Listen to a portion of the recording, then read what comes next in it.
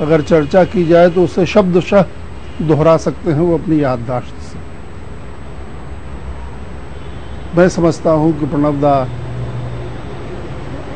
अपने आप में एक इंसाइक्लोपीडिया है। वे ऐसे व्यक्ति हैं और ऐसे लोग बहुत ज्यादा नहीं हैं जिनसे आप किसी भी विषय पर बात कर सकते हैं। राष्ट्रीय समस्या हो, अंतर्राष्ट्रीय मुद्दा हो, साहित्य हो, कला हो, संस्कृति हो, इतिहास हो, परंपरा हो, घटनाएं हो या अनेक अर्थशास्त्र संबंधी सिद्धांत और स्थितियां मैं दोनों कह रहा हूं। My grandmother used to call him, sit with him in the evening after all this household chores and पूछता था आज दिन भर क्या क्या किया। वो जो प्रैक्टिस चला था, he used to remember आज यहाँ गया था, स्कूल बंक किया था, फलाना किया था, उसमें छलांग लगाया था, इससे मारपीट किया था, ये सब all these things in sequence he used to narrate। तो करते करते उनका वो प्रैक्टिस हो गया। Immediately he can recall that particular information from his memory and react. Padma Vibhushan और सर्वश्रेष्ठ सांसद के सम्मान से सम्मानित प्रणब बाबू का 5 बार राज्यसभा के लिए चुना जाना, 2 बार लोकसभा की सदस्यता और 7 बार कैबिनेट मंत्री होना शायद भारतीय राजनीति में उनकी ऊंचाई की एक छोटी बानगी ही कही जाएगी। जिस मोड़ों से अपने देश की राजनीतिक परिस्थिति गुजरी, जो चुनौतियां हमारे संविधान के सामने उभर आई, उन चुनौतियों को उस समय उन हालातों में कैसे सुधारा गया, इस सब का अनुभव व्यक्तिगत है उनके पास। आप जिस दौर से गुजरे हैं उस दौर में आप कितने इन्वॉल्व रहे हैं, कितना उसमें बैठकर आपने उस दौर को जिया है, इस पर निर्भर करता है। और जो राजनीतिक कार्यकर्ता एक निश्चित राजनीतिक प्रक्रिया से गुजर करके आता है, उसमें यह खूबी आपको मिलेगी। उपलब्ध आंकड़े बताते हैं कि जून 2004 के बाद से यूपीए सरकार की दोनों पारियों में कई नीतिगत और प्रशासनिक मसलों पर बनी लगभग 183 अलग अलग मंत्री समूह बने। इनमें से 83 की कमान सीधे इन्हीं के पास थी। बाकी मंत्री समूहों में उनकी उपस्थिति और योगदान कितना जरूरी था, शायद आंकड़े आपको न बता पाए। No individual can be indispensable in a system. Nature has its own way of filling the void. इस क्षमता से सब वाकिफ थे कि जो समस्या का समाधान कहीं और न दिखाई दे, वो समस्या का समाधान प्रणब दा के पास जरूर मिल जाता है। और ऐसा करने में उनको जो महारत हासिल थी, इस वजह से उनको ज्यादा से ज्यादा मंत्रिमंडल समूहों की अध्यक्षता दी गई। प्रणब बाबू वो ना कैबिनेट मीटिंग में पढ़ के जाते थे। वो सिर्फ अपना फाइनेंस मिनिस्ट्री नहीं, फूड प्रोसेसिंग मिनिस्ट्री का फाइल भी फूड प्रोसेसिंग मिनिस्टर जितना पढ़े हैं उससे ज्यादा प्रणब बाबू वो पढ़ लेते थे। लेकिन शिखर का ये सफर आसान नहीं रहा। कदम दर कदम ये अपने मुकाम तक पहुंचा और इसकी शुरुआत लगभग 77 साल पहले पश्चिम बंगाल के एक छोटे से गांव से हुई।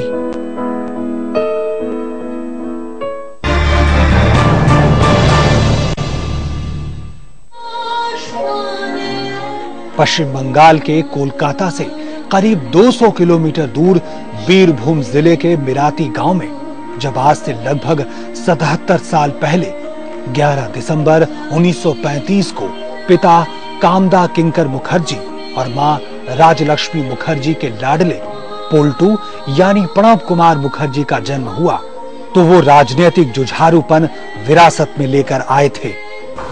बचपन में प्रणब और मेरे बीच झगड़े होते थे, लेकिन वो मुझे उतना ही प्यार भी करते थे। ब्रिटिश शासन की मुखालफत ने पिता के मुखर्जी को 10 साल तक जेल की सलाखों के पीछे भेज दिया, लेकिन इरादा बदला नहीं। इधर घर में आर्थिक दुश्वारियों ने भी अपना इरादा नहीं बदला था, लेकिन पोल्टू का हौसला भी अपने को गढ़ रहा था। अपना मिलिट्री गेছিলেন তো मिराती से स्कूल तक आते समय रास्ते में नाला पड़ता था, जो उन्हें तैर कर आना पड़ता था। घर से गमछा पहनकर वो आते थे। कपड़े गंदे ना हो जाए, इसलिए स्कूल के कपड़े वो मेरे यहाँ छोड़ जाते थे। पैंट पड़तो आबार गामछाओ निये आसतो, गामछा बोले एकटा ये जाते ऐसे। चाहे स्कूल के लिए 10 किलोमीटर का पैदल सफर हो या रास्ते की नदियां। प्रणब जल्दी से जल्दी हाई स्कूल जाना चाहते थे। क्लास पहली और दूसरी के बाद उन्होंने सीधे 5वीं में दाखिला लिया। प्रणब बीरभूम के ही सूरी विद्यासागर कॉलेज में पढ़े और कलकत्ता विश्वविद्यालय से AA में इतिहास और राजनीति विज्ञान जैसे विषयों के साथ किया। शायद अपने तर्कों को पैना करने की ही तैयारी थी, क्योंकि बाद में प्रणब मुखर्जी ने कानून की डिग्री भी हासिल की। शनिवार को स्कूल की छुट्टी के बाद वाद विवाद और कविता पाठ में प्रणब जरूर भाग लेते थे। प्रणब बहुत अच्छे वक्ता शुरू से। उन्होंने वकालत की, फिर बीरभूम के ही एक कॉलेज में पढ़ाया भी। जब प्रणब कॉलेज में पढ़ाते थे तो उन्होंने यहीं स्थायी तौर पर बसने का फैसला किया था। यहाँ तक कि जमीन भी खरीद ली थी, लेकिन भाग्य को कुछ और ही मंजूर था। इतना ही नहीं, प्रणब दा ने जाने माने बांग्ला प्रकाशन संस्थान देशेर डाक के लिए बतौर पत्रकार अपने हाथ भी आजमाए।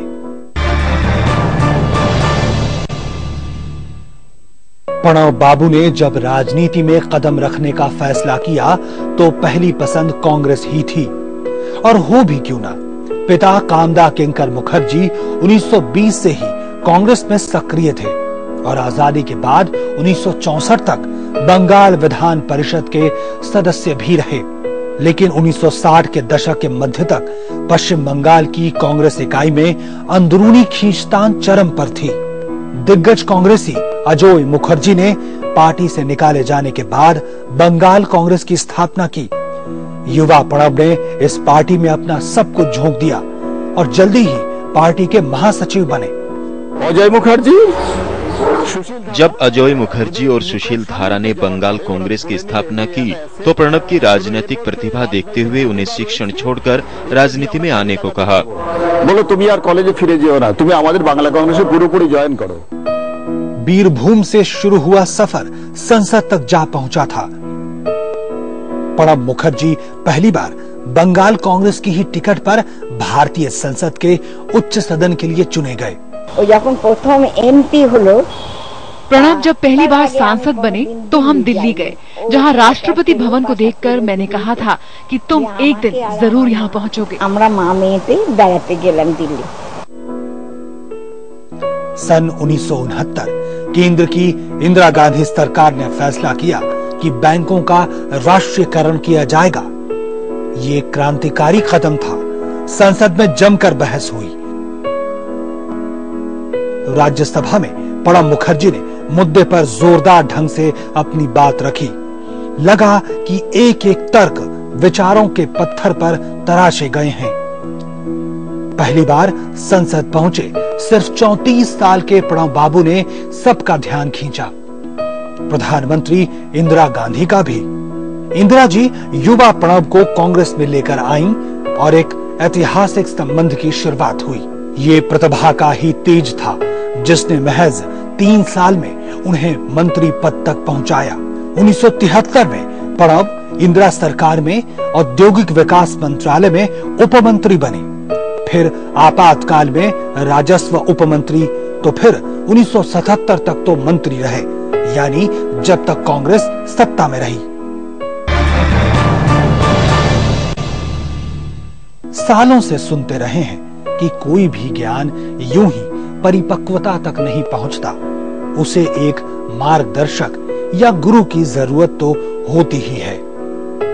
प्रणब मुखर्जी कहते हैं कि इंदिरा गांधी हमेशा उनके लिए प्रेरणा का स्रोत और मार्गदर्शक नहीं।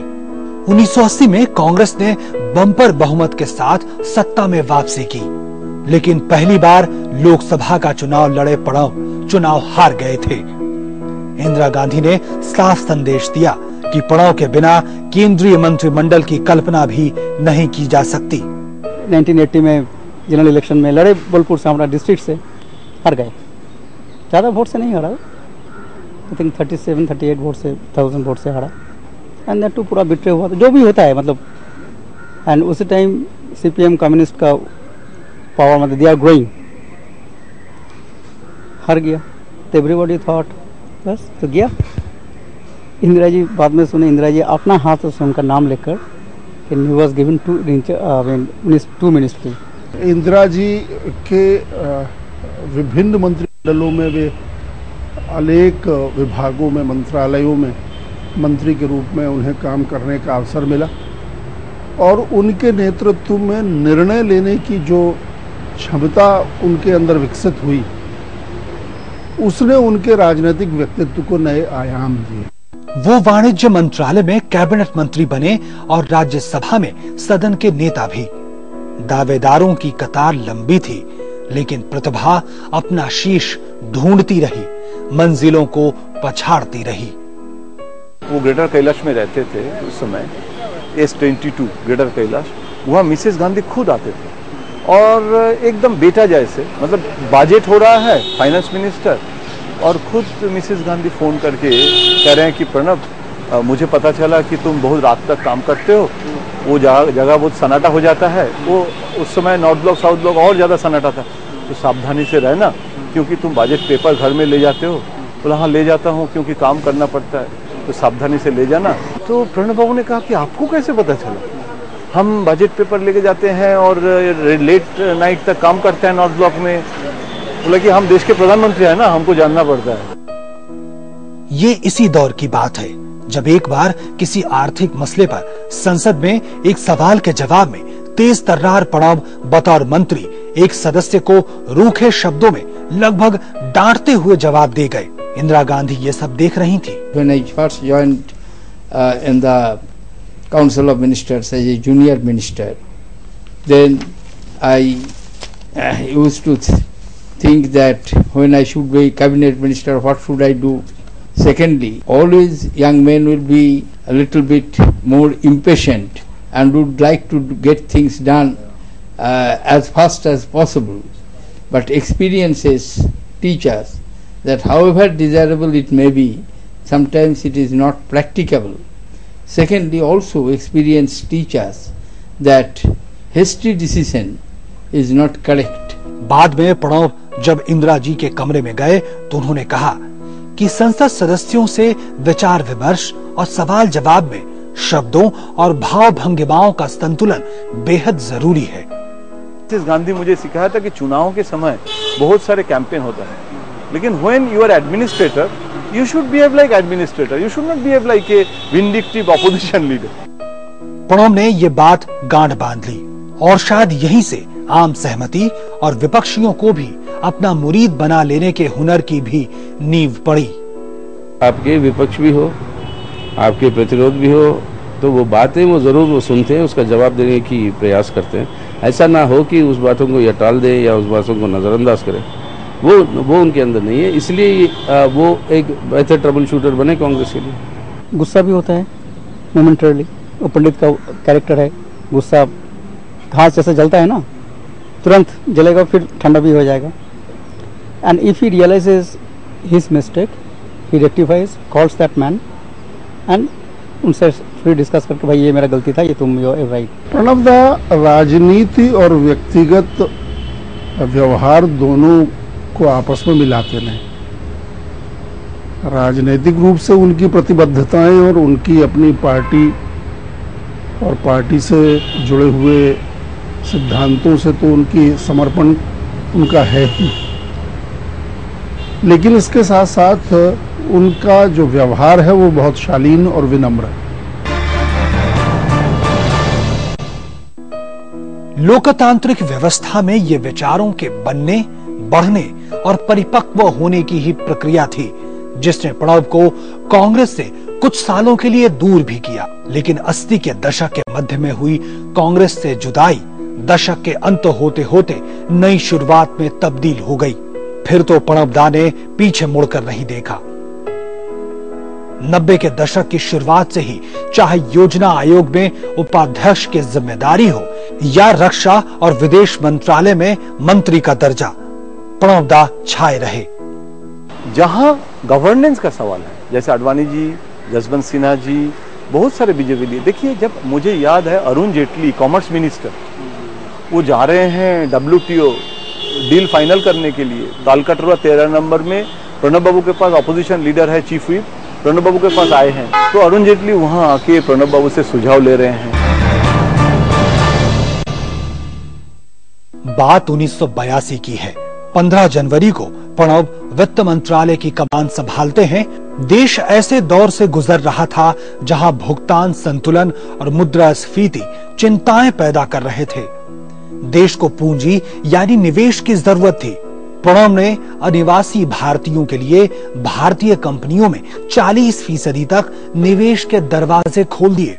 82 में जब प्रणब बाबू वित्त मंत्री बने, तब भारत की मजबूत हालत थी, आर्थिक हालत बहुत मजबूत थी, फॉरेन एक्सचेंज रिजर्व्स काफी मजबूत थी और एक जरूरत था कि नया टेक्निक आए, नया टेक्नोलॉजी आए, नया इन्वेस्टमेंट आए।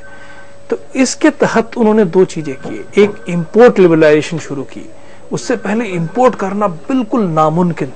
भुगतान संतुलन बिगड़ रहा था।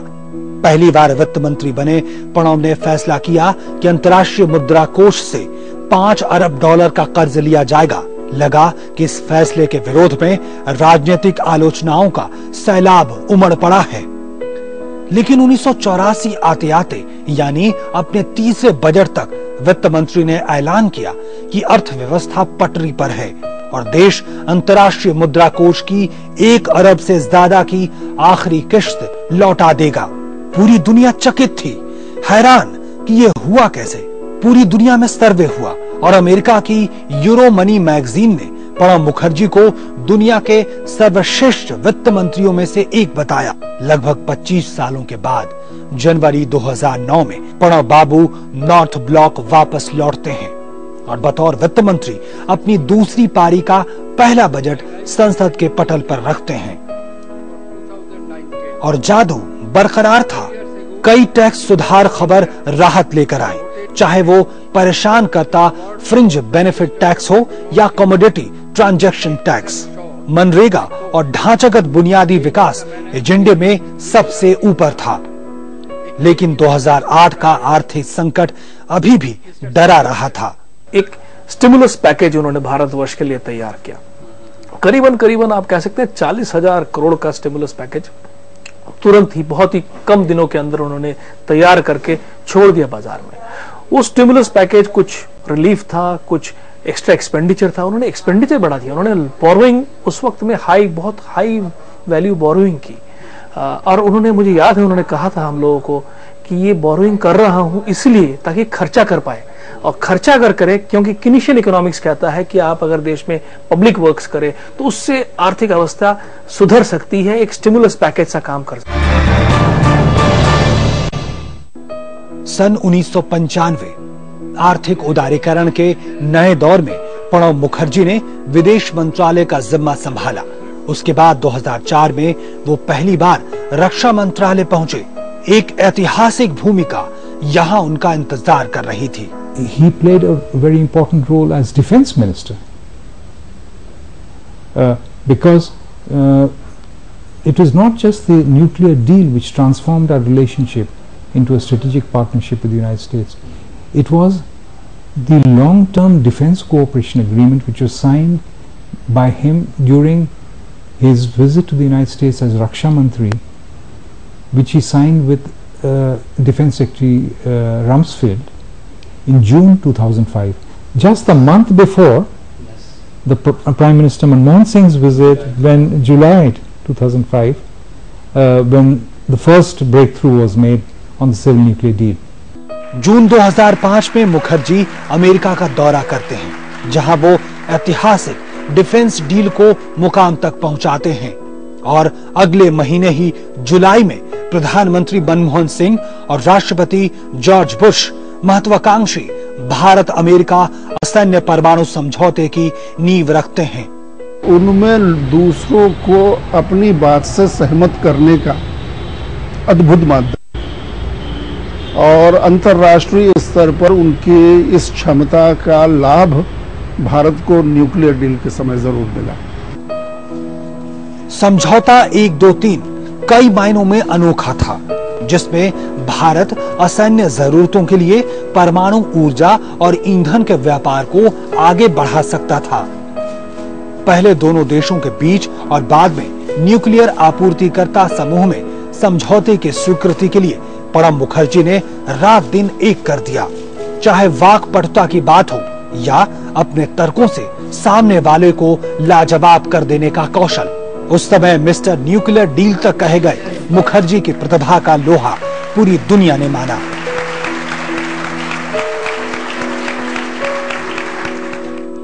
न्यूक्लियर आपूर्तिकर्ता समूह के 45 देशों ने चीन की आपत्ति के बाद भी प्रस्ताव के पक्ष में मतदान किया। यहाँ तक कि चीन भी पक्ष में खड़ा था।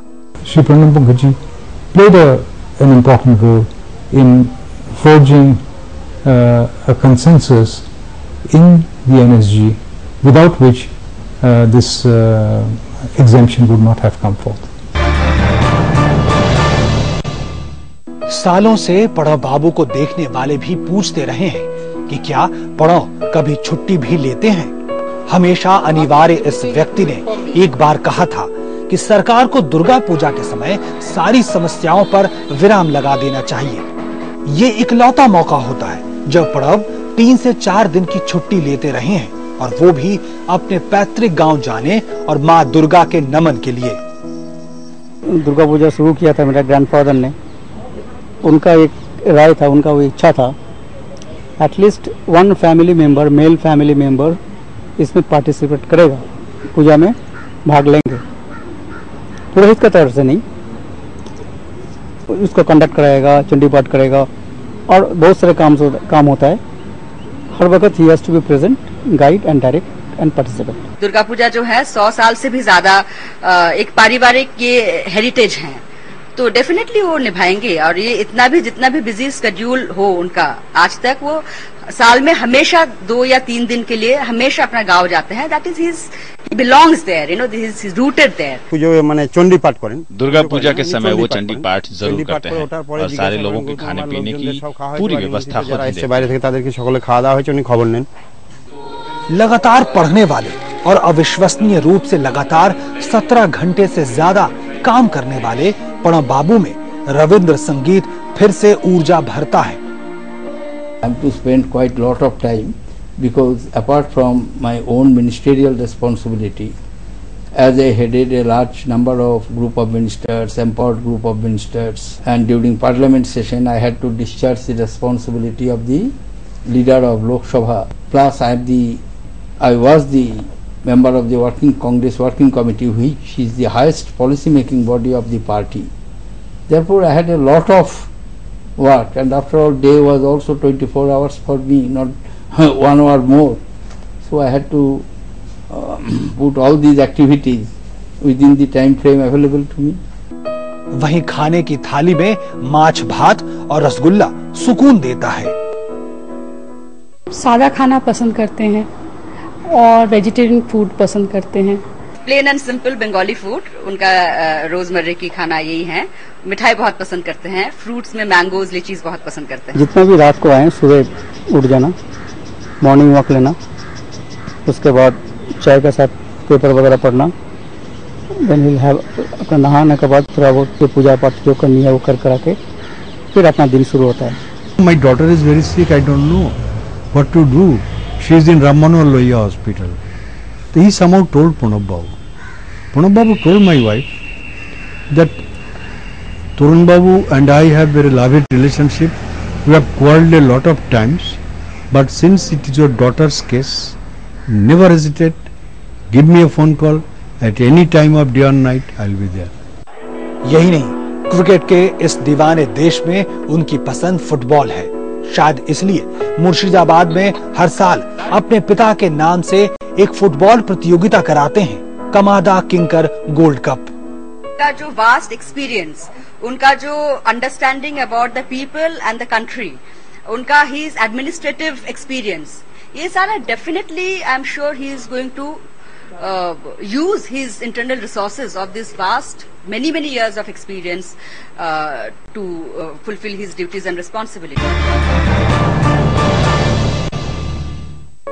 ये सवाल हमेशा और बार बार पूछा जाता रहेगा कि प्रणब मुखर्जी की लोकप्रियता आखिर में क्यों पार्टियों की सीमाओं को ध्वस्त कर देती है, और इसका एक बड़ा कारण उनकी सामाजिक नीतियों की समझ और उसे लागू करने की अचूक इच्छा शक्ति रहा है। I am born optimist and I have seen from my experiences that in the life of a nation, even in the life of a democratic way of functioning, always it is not smooth, but in course of time, democracy has the capacity to resolve the divergences amidst the opinion. Pranab दा से जब एक बार पूछा गया कि वो अपने राजनीतिक सफर में किसे बड़ी उपलब्धि मानते हैं, तो उन्होंने बिल्कुल साफ कहा कि एक राजनीतिक कार्यकर्ता के नाते सफलता और असफलता का विश्लेषण करना मेरा नहीं बल्कि दूसरों का काम है। मुझे तो बस अपना काम पूरा करना है। और प्रणब कुमार मुखर्जी रायसीना हिल पर अपने नए काम, अपने नए मिशन के लिए रवाना हो चुके हैं।